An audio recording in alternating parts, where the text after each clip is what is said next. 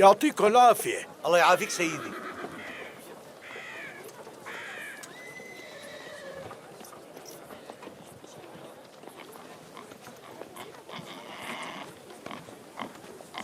استعداد. استرح. استارح.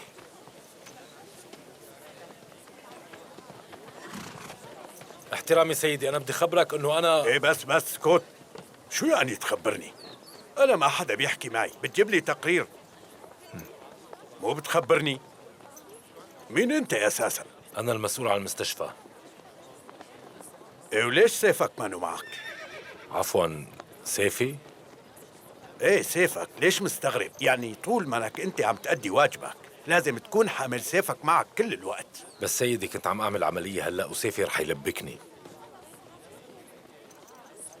حتى لو حمل السيف ضروري دائما. فرونسكي عندك؟ جاوبني. إيه موجود عندي حضرة الجنرال.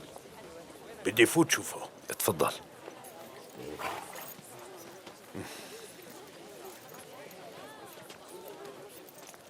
من هون سيدي.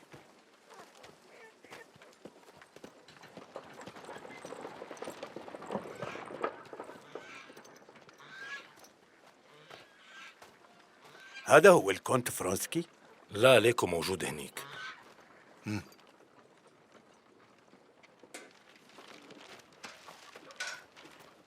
مرحبا فرونسكي. أهلا وسهلا جنرال. شي فظيعة. كيف صارت القصة؟ شي ما بيتصدق أبدا. المهم طمني عنك هلأ، إن شاء الله ما انك عم تتوجع. في وجع بس مو كتير. منيح كتير، طمنتني. قلي هلأ أنت متزوج؟ لا جنرال، ماني متزوج. ليش؟ طيب قلي، مأمنين لك كل حاجياتك هون؟ بفهم مو ناقصك شي؟ إذا عندك أي شكوى قلي. ما عندي أي شكوى، العناية ممتازة، بس في شغلة. إذا ممكن يا جنرال بدي أطلب منك طلب، تنقلني على إيماتشينغ برات هاربن. عندي أخ مصاب هنيك وحابب كون جنبه.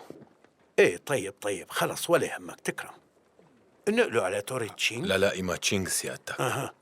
طيب احفظ اسمه، سيمو تشينغ. إيماتشينغ ماشي. سيادتك. طيب خلص حفظت الاسم.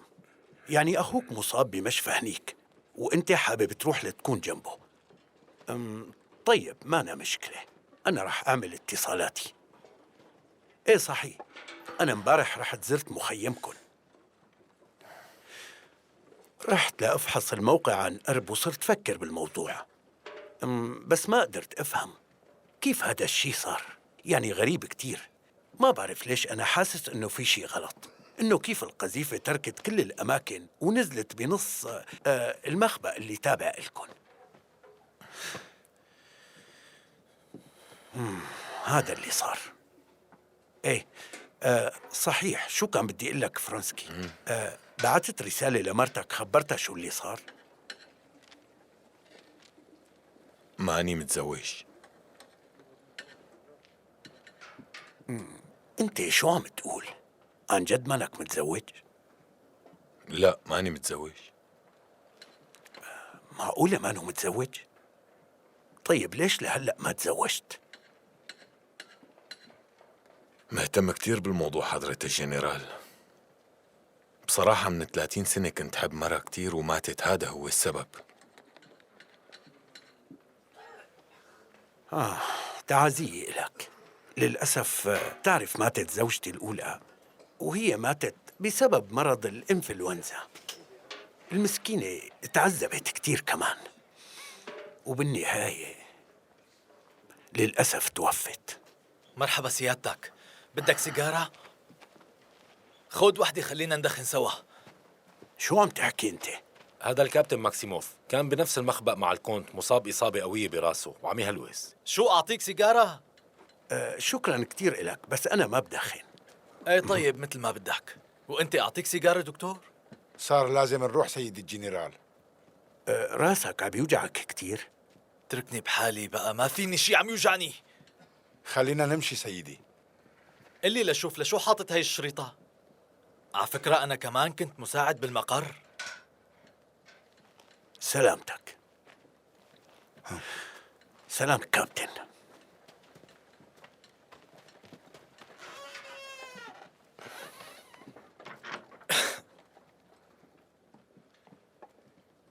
ماكسيموف، كيف حاسس حالك؟ عم تهلوس؟ لا، أنا منيح هلأ وبكامل وعي.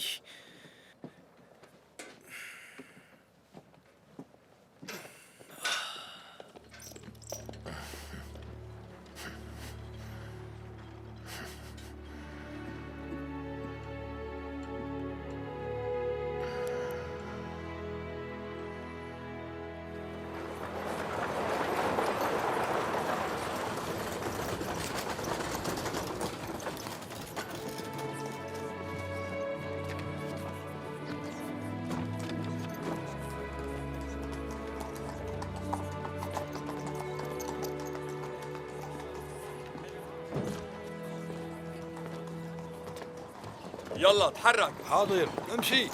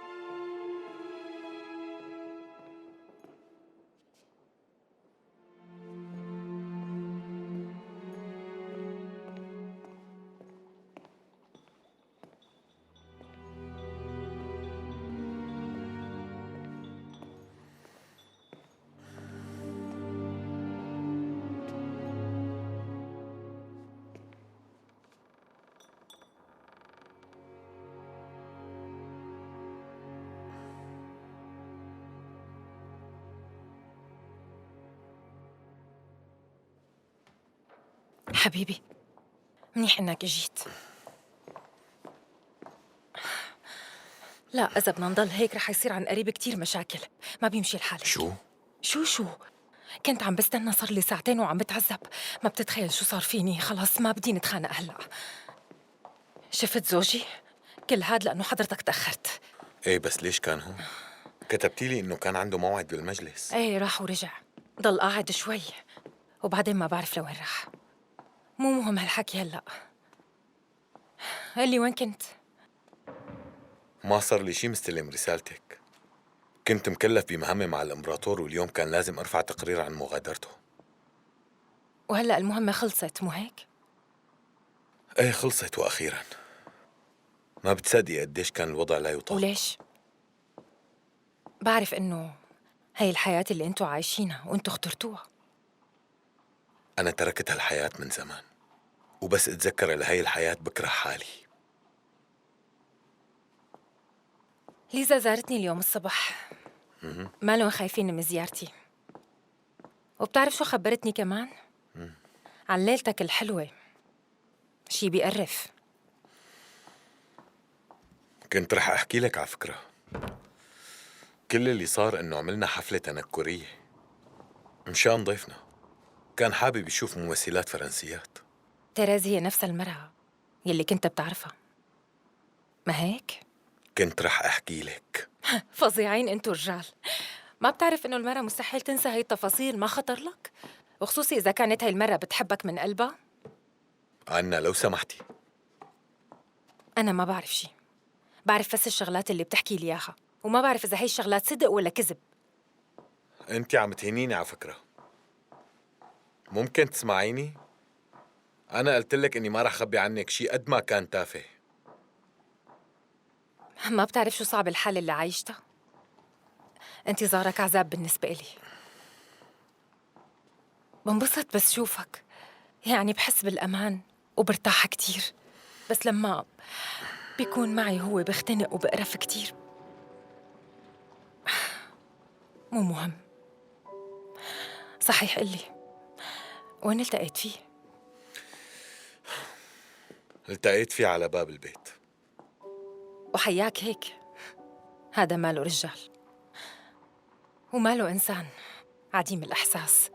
هو حجر متحرك، لك كان لازم يقتلني أو ينهيني، يعمل أي شيء يدل على أنه عنده إحساس بدل ما يجي يقول لي ببرودة أعصاب أنتي حبيبتي أنا.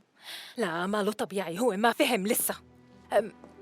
ما فهم إنك حبيبي، وإنه ما بحبه، وإنه مخرب لنا حياتنا. عن جد تعبت، بس رح أخلص، أكيد أنا رح أخلص.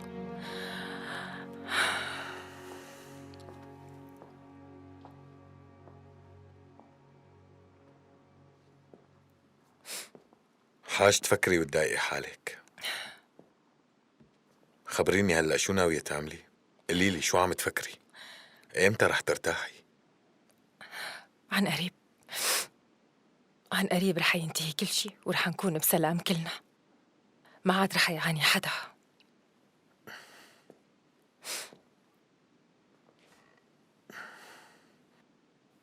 ما فهمت، فهميني أكتر. أنا بعرف منيح شو رح يصير. أنا رح موت ورح أكون مبسوطة، لأني أخيراً رح أكون حرة. شو هالحكي الفاضي؟ شو هالتخبيص اللي عم تحكيه؟ لا، هي الحقيقة، شو هي الحقيقة؟ إني رح موت. أنا شفت منام. منام؟ أي منام. هذا المنام شفته من زمان كتير. كنت عم بركض على غرفة نومي، كنت بدي أجيب شي من هنيك، كنت عم بدور عليه كتير. بتعرف كيف تكون المنامات. وبعدين شفت شي واقف في الزاوية. شو هالسخافة هي؟ عن جد بتصدقي هالشغلات؟ وبعدين التفت لعندي وطلع شاب صغير، إله لحية قصيرة ومجعدة. وقف وطلع علي، خفت وارتعبت منه كتير. وبعدين فقت وضليت عم فكر ودور على تفسير هالمنام، وسألت الخادم كورني، هو بيكون الخادم تبعنا من زمان. قال لي لما تولدي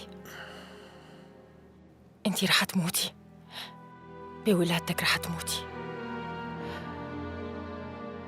هاي القصة كلها.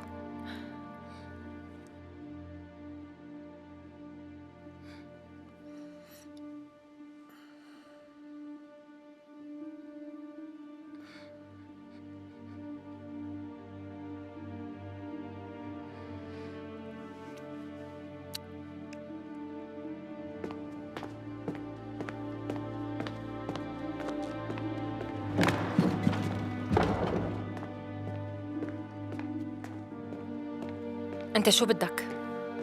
رسائل حبيبك.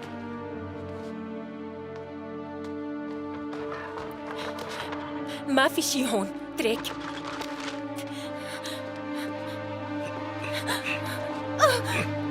عادي، بس بدي أحكي معك.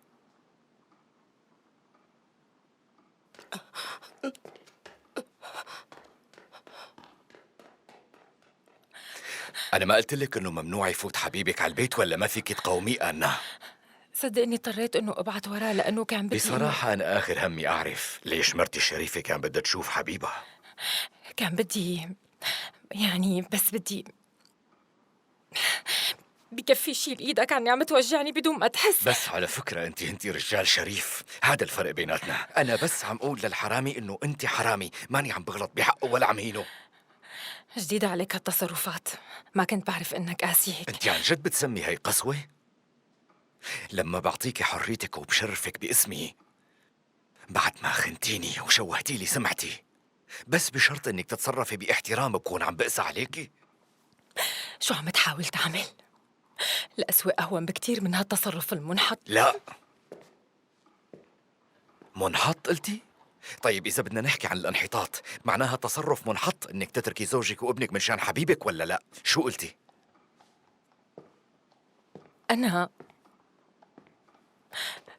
أنت ما بتتخيل بشاعة الحالة اللي أنا فيها قد ما حكيت لك، لهيك خلص بكفي. بس أنت ليش عم تحكي كل هالحكي معي؟ ليش عم بحكي كل هالحكي؟ رح أقول لك ليش. لأنه لازم تعرفي إذا ما التزمتي بكلامي رح تخليني اضطر اتصرف معك بطريقة تانية من شان حط حد لهذا الوضع المخجل. عن قريب، عن قريب كل شي رح ينتهي. رح ينتهي بدون ما تنفذوا مخططاتكم انت وحبيبك؟ اصلا انت وياه ما بيهمكن غير انكم ترضوا غريزتكم الحيوانيه. التزم حدودك معي. خلص بكفي الإهانة اللي وجهت لي إياها. ما في داعي للتجريح أكتر من هيك. انا اجيت لحتى احكي معك بموضوع. قد ما حكيت ما فيني غير شي. لا، انا جاي اقول لك اني رايح بكره الصبح بكير على موسكو، واني ما رح ارجع على البيت مره تانية. رح توصلك ورقه طلاقك عن طريق المحامي تبعي، واللي رح يتوكل بمسألة طلاقنا أنا. وابني رح يروح يعيش مع أختي.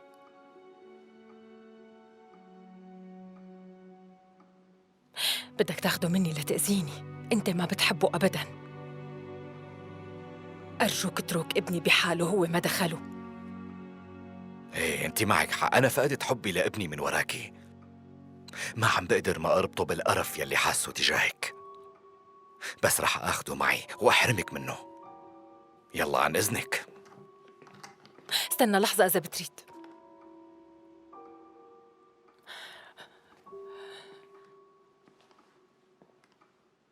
خلي ابني يضل معي. ما عندي أي شي تاني أطلبه منك. خليه معي بس لبين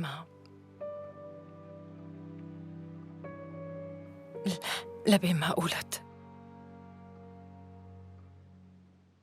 بترجاك اتركه.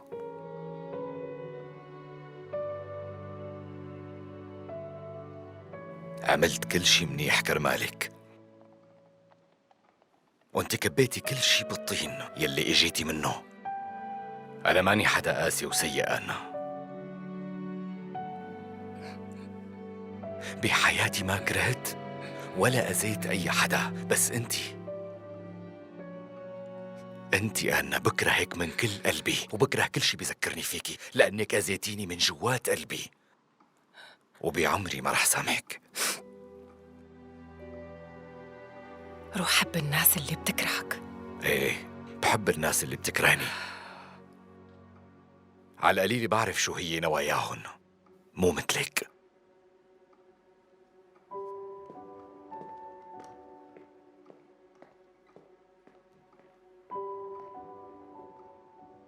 بعتني وبعت ابنها مش هالرغبات الجنسية الحقيرة، بس ما في شي تاني. لا، ما عم صدق أليكسي. أنت متأكد من اللي عم تقوله؟ لو مو هي اللي اجت وخبرتني كان ممكن اقول اني غلطان، بس لما بتقول لزوجها انه ال8 سنين يلي عاشوهن سوا كانوا غلطة بحياتها، كيف بدي يكون غلطان؟ أنا والخطيئة صعب يجتمعوا. ما عم أقدر صدق. بعرف اني لازم اقدم كتير حجج لحتى تقدروا تصدقوا الموضوع. انا كان عندي امل وعم قاوم للرمق الاخير، بس يبدو كل شي عندي امل راح، وصاير عم شك بكل شي. أكلني الشك لدرجة إني صرت أكره ابني. أحياناً بشك إنه هو ابني، حتى لما بيكون بحضني. هالإحساس بشع، بشع كتير. قديش عانيت لحتى قررت أطلقها فوراً. صدقيني ما عندي حل يا دولي، جربت كل الوسائل. بس لحظة، منصبك حساس. شو رح يصير فيها بعدين إذا تركتها واتطلقتوا هيك؟ أكيد فكرت بهالشي من قبل، فكرت بالموضوع منيح، وما عملت أي رد فعل. أعطيتها وقت منيح لتصلح غلطها، حاولت أنقذها من الفضيحة وأسكت على اللي صار. بس ما رح تقدر تكمل حياتها بسلام، رح تتدمر. شو فيني أعمل؟ ليكي دولي، أنا كتير ممنون لطفك وتعاطفك معي. بترجاك أليكسي، بصراحة.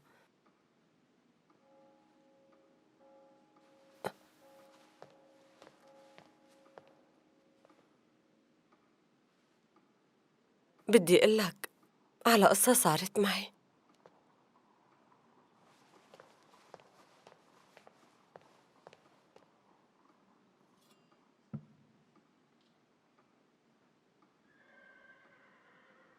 زوجي كان عم يخونني، وكنت جانة منه كتير ومقررة أترك كل شي. قررت أعيش لحالي، بس بعدين لقيت عذر وأنا أنقذتني، وليكني عايشة وولادي عم يكبروا، وزوجي رجع لعنا وصلح غلطه ورجع الوضع مثل ما كان، لا وأحسن ب100 مرة. أنا سامحت، لهيك عشت مبسوطة، وأنت كمان لازم تسامح.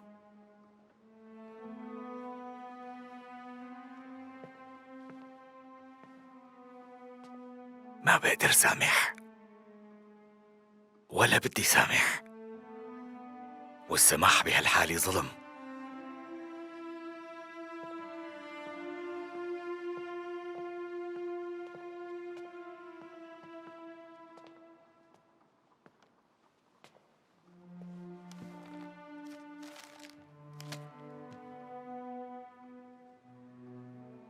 أنا بعتذر دولي لأني خيبت لك أملك، بس كل واحد فينا داق المر بغير معلقة.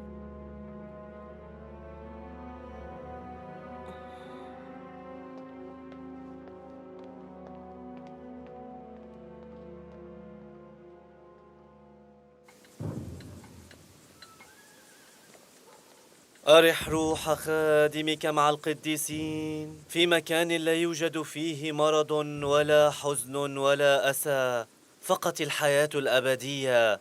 اغفر له جميع خطاياه، واجعله معك أيها الرب في أعلى عليين مع الصادقين والقديسين. أرح روح خادمك مع القديسين في مكان لا يوجد فيه مرض ولا حزن ولا أسى، فقط الحياة الأبدية. اغفر له جميع خطاياه، واجعله معك أيها الرب في أعلى عليين مع الصادقين والقديسين. آمين. الكابتن كان زلمة منيح، راح استفقد له كتير.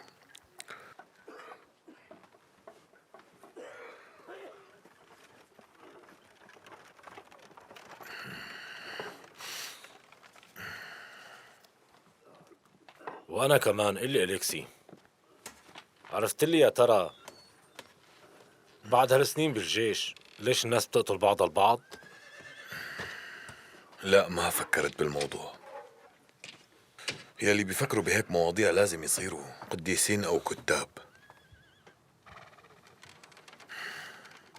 مثلا أنا بعد موت أنا رحت لحتى حارب بصربيا، كنت ميت، مشان هيك كنت دائما الأول بالمعركة. لحقت الموت بس ليكني ما صار لي شي. قتلت كتير أتراك، ولما بفكر بالموضوع بلاقي أنهم ما عملوا لي شي. لهيك بقول إنه لو أنا ما ماتت كانوا هدول الأتراك عايشين. مين همه الحرب ولا النصر؟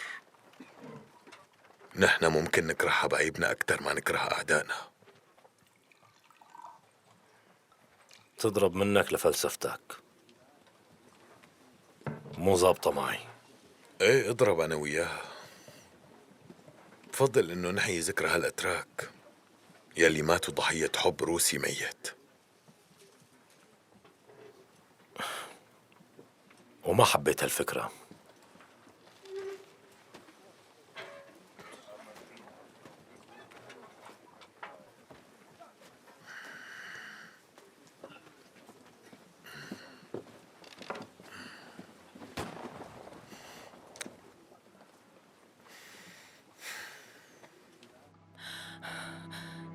مو مشكلة، معلش أعطيها لمرضيها، أنا موافقة، هيك أحسن إلها. هو رح يجي، رح يكون صعب عليه كتير إنه يشوفها بهالحالة. أخدوها من هون، رجعوا لي إياها، رجعوا لي إياها. بدي بنتي، بدي بنتي، أعطوني بنتي. أنا عم موت، أعطوني بنتي. دكتور اللي شبه. عم تعاني حمى شديدة بسبب النفس. 99% من الحالات هي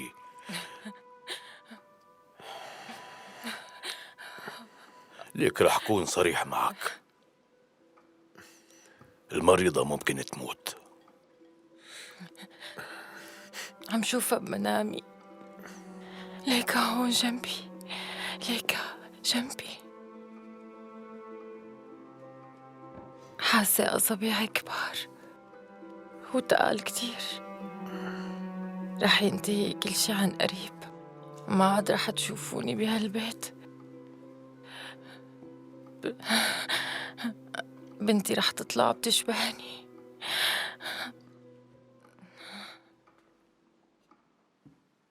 الدكتور قال إنه ما في أمل.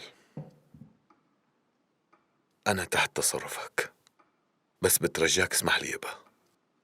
أنا خايفة كتير من الموت، هيك قررت أسبقه قبل ما ياخدني. ما ضل عندي وقت كتير، بقيلي كم ساعة بس.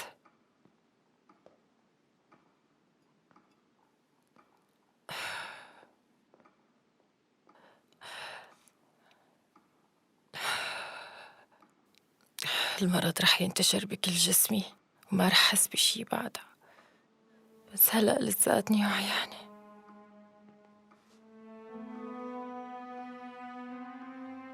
أنا بدي شغلة واحدة،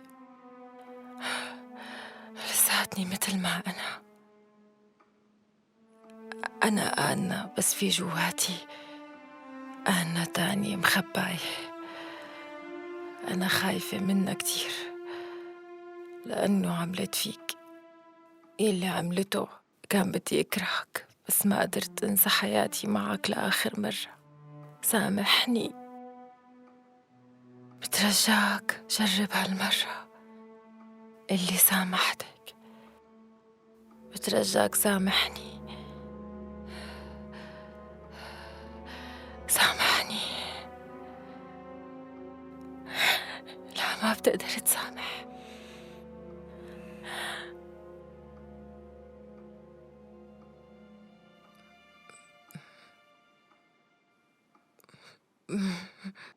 بعرف إنه اللي عملته ما ممكن أبداً إنه تغفر لي إياه.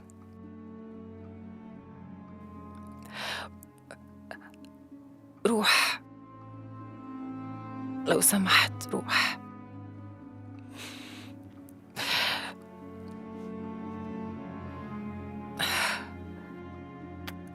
أنت إنسان عظيم، عظيم كتير بالنسبة إلي. أرجوك افهم كلامي ولا تنسى.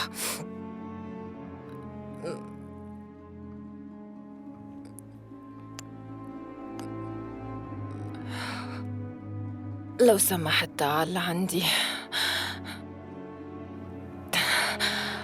تعال لعندي، أقول لك تعال.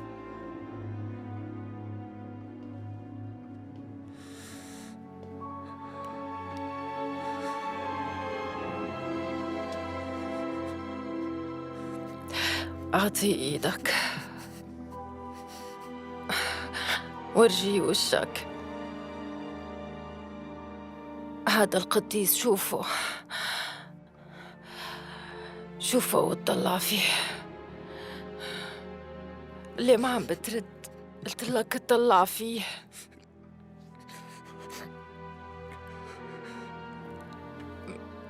أليكسي ألكساندروفيتش، طلع عليه. بترجاك أعطيه إيدك وسامحه.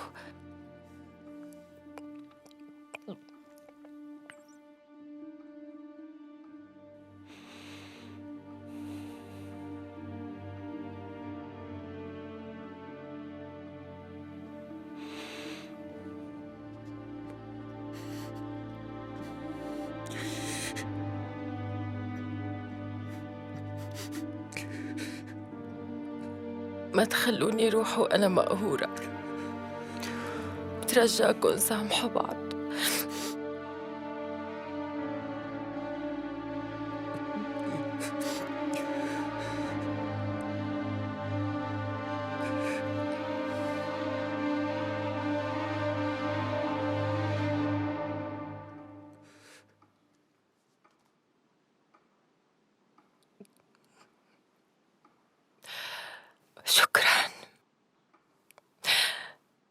بتشكركم من جوات قلبي لأنكم عيشتوني هاللحظة.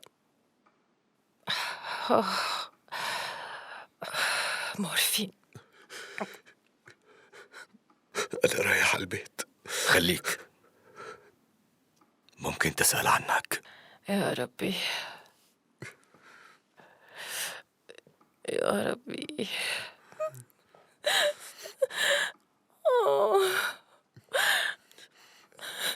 أعطيني مورفين، أعطيني مورفين، أعطيني مورفين بسرعة. بترجاكن أعطوني مورفين.